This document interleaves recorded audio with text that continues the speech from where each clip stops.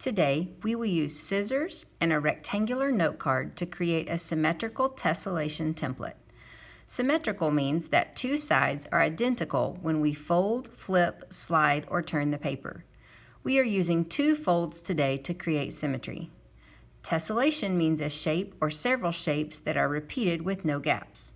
The template we are creating today provides us with the biggest variety of shapes in our tessellation artwork. Variety meaning several different shapes are repeated throughout the composition.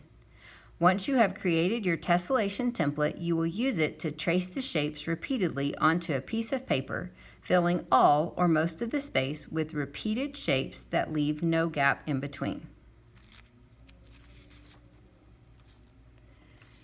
Here's an example of a template that I made earlier today. Using this template, I placed it on my paper and repeated it until I came up with my tessellation. So let's start with our rectangular note card. The first thing that we want to do is get two really good folds on our note card.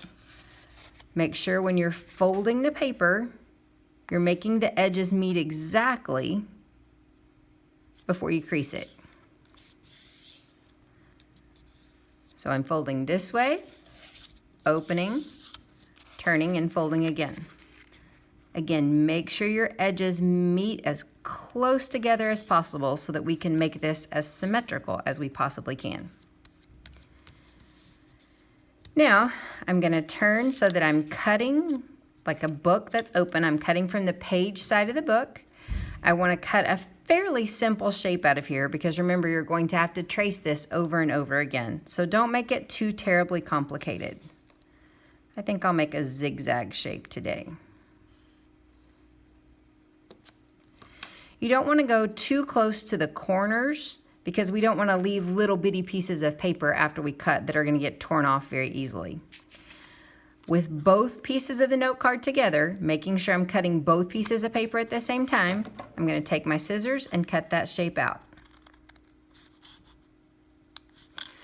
For the tessellation we're making today, you do not need to keep the pieces of paper that you're cutting off. Tomorrow, you will need to keep those pieces of paper. So it's not a bad idea to practice cutting along your line so that you still have the paper that gets dropped off. Again, today we're not using that, so I'm just going to move it to the side. All right, now I'm going to open my paper and fold along the other fold line that I made. And now I'm going to do the same process. I'm going to draw my shape first. I think I'll go with curved lines here. I don't want to go too terribly close to anything that I've already cut because I don't want to make those delicate little pieces that are going to fall off. Keeping my two pieces together, I'm cutting the same shape out of both sides. That's what's helping my shape be symmetrical.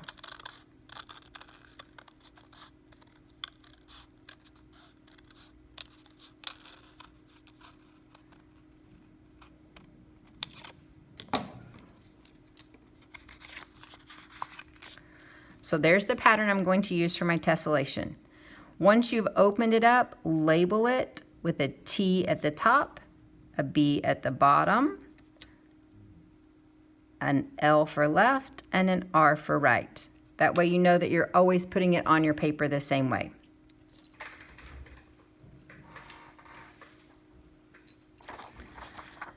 Now we're going to take our paper, decide where you want to go. You could line your pattern right up in the corner. I tend to like to start from the center. You're going to lay your pattern on your paper and very carefully trace around. Be sure to hold it still with the hand that's not doing the tracing. And you are going to have to trace around this pattern several times, so try not to damage those edges as you're tracing around them.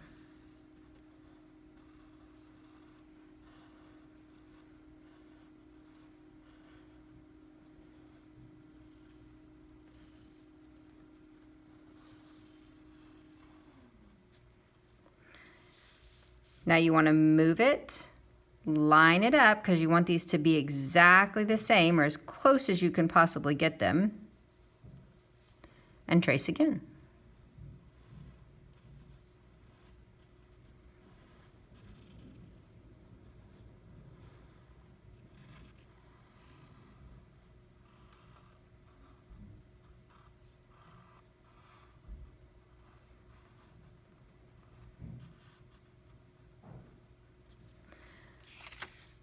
Whoops, I forgot a line.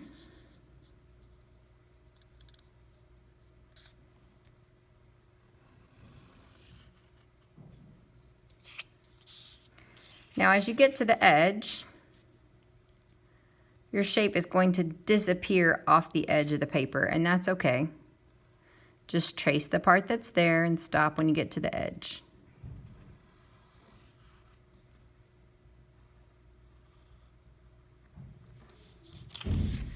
So when you get to the next row at the top, again, you want to make sure you're lining up as close as you can so that you're repeating all of those same patterns. You're going to keep going until you have something that looks like this. Once you've traced all of your template patterns onto your paper, then you can start deciding how to decorate it. When you look at decorating something like this, look at those shapes that repeat. This shape is repeating here, partially, again, the whole shape here, here, and here. So when I go to color this, whatever I fill this shape in with, all of those shapes that are the same shape need to be filled the same way. It doesn't matter if it's a color or a pattern, some type of design that you choose to do in there. You just want to make sure that all of the shapes that match are filled the same way. Can't wait to see these.